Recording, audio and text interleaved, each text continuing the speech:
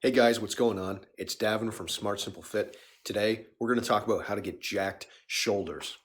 So here on YouTube Fitness, you'll see people try and post videos that get really creative and think outside the box for how you can grow massive deltoids. We're talking boulder shoulders, 3D delts. We're talking Death Star deltoids. That's right, cannonball shoulders. You want them. I've got them. Everyone else does who trains the way I'm going to show you. And yes, there's a variety of movements that you can do to level up your shoulder gains, but it doesn't have to be revolutionary. You really don't have to think outside the box.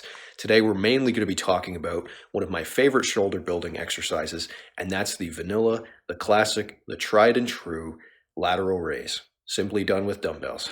Okay, so you don't have to do fancy movements with fancy special strength curves done unilaterally like this cable Egyptian lateral raise. Now, personally, I don't think there's anything wrong with this exercise, but I think you have the wrong mindset and you're a little bit deceived if you're convinced that doing this style of movement will make a measurable difference in your gains. I think there's a lot of people who are convinced this is true without necessarily doing an experiment on themselves or looking for evidence that it works better than the vanilla exercises. Someone like Jeff Nippard really likes them, and clearly it works for him. Now, I know he does a variety of movements, but that's one of his favorites. So clearly it's effective, but is it necessary? That's a better question. I'm convinced that if you can do both arms at the same time through a large, generous, controlled range of motion and gradually focus on using heavier weights slowly over time, okay? On the dumbbell lateral raise, what your focus needs to be to get the most out of the movement is to not go up a weight until you've really earned it. And that might take several weeks at the beginning, right? To go from using 5 pounds to 10 pounds or maybe 10 to 12 pounds at the beginning of your fitness journey, right? Especially for the guys, you'll probably be able to use 10 pounds at the start and you'll quickly move on to 12 or 15. But from there, it's going to take a while before 20 feels appropriate, and even 22 and a halves if you have them in your gym or your home gym, and then on to 25s and eventually 30s. All right, so here's what your reps shouldn't look like. Okay, even though I'm trying really hard to be strict with these 30s, you can tell I'm going a little bit too heavy for my own good, both for the health and the integrity of my shoulder joints and the quality of my movements, really focusing on being hypertrophic without excessive weights. Well, I could say if I do this 20 pound or 22 and a half pound lateral raise, that feels much better. And you can see on camera, it looks a lot smoother than what I just did with 30 pounds. The benefit of this over the fancy things like Egyptian lateral raises, cable lateral raises, is you can do it 2 arms at a time. Typically, those fancier movements where you're leaning out against the post with a dumbbell or a cable, they force you to do it 1 arm at a time, which is going to slow down your training sessions. If you can do 2 at the same time, why not? Now, the other part of the equation that people don't take into consideration is that on a movement where there's a smaller range of motion and you're mechanically stronger, you can lift a heavier weight. Just because you're lifting a heavier weight doesn't mean it's better, and just because you're going through a larger range of motion with a lighter weight also doesn't mean it's better.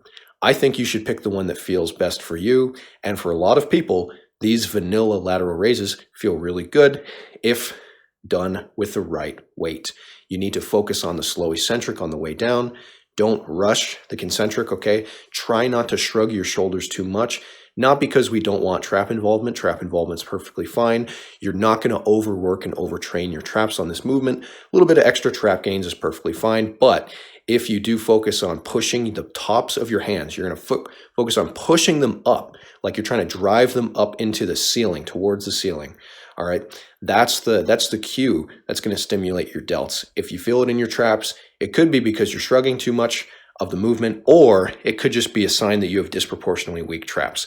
That's not necessarily bad news. You can still train this movement and your traps will get stronger faster. Now, if you're also training a shoulder press variation and some shrugs or farmer's carries, your traps will get strong just fine, okay? So this isn't going to be a limiting factor that holds you back. They might fatigue first. That's fine. If you need to, take a rest pause. All right, guys, my recommendations for lateral raises, train them at a very minimum 2 times per week, but chances are these muscles will recover enough, especially in the beginning with the lighter weights.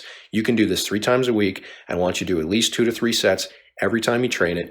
go to failure. Combine this with your basic shrugs, maybe some rowing variations, and an overhead press, and you will have well-rounded shoulders, all three heads. Yes, it's true, shoulder press with a barbell is a great way to build your side delts, but in the same sense that lat pull downs and rows aren't enough to maximize shoulder gains, just as those pulling movements are not enough to maximize your arms, overhead press is not enough, in my opinion, to maximize your side delt gains, to give you that 3D popping shoulders look. So make sure you put the work in, okay? If you take a set to failure, that's what's going to cause your muscles to grow, not because of some magic, fancy, scientific sounding strength curve. Take care, guys. I'll see you in the next one.